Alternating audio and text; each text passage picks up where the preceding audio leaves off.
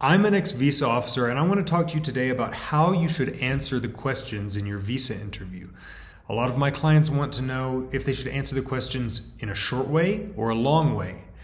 There's a lot of people out there that are telling you to answer the questions in a very short way, give as little information, say as little as possible. That's absolutely not true, okay?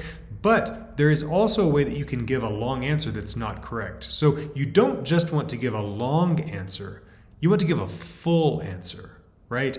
You could give a long answer just talking and talking and talking, and you're not giving any information that supports your case, that lets that visa officer know some information about you that's going to help them get to the point where they feel confident about issuing your visa.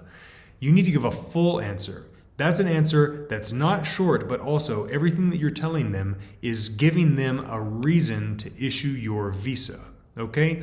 When they ask you these questions, what you should be thinking is, how do I make them know who I am? I need to bring my story to life for this visa officer. I need to tell this visa officer about my studies, my family, my finances, my work, my occupation, my previous travels. Whatever it is that supports your application, that's the information you need to bring to the forefront. Okay? A lot of my clients, they've got a long story. A lot of stuff has happened to them. Understandably, they want to tell me about this information, and I have to get them to cut to the chase, get to the crux of the matter, and tell me just the important information. Okay, so here's an example of a bad answer. This is a bad long answer. How are you going to pay for your studies? Well, officer, it's actually, I'm going to be paying, but it's in my account. But my mother actually, she's the one who's been putting the money into my account. And there's two bank accounts that have funds in it, but one of them has funds in local currency and the other one has funds in US dollars. Okay, you've already lost them, right? None of that matters to the decision. What they need to know is how much money is there, okay? Names on bank accounts, that's all extra information that maybe you'll have to get into later, but a good full answer sounds more like this.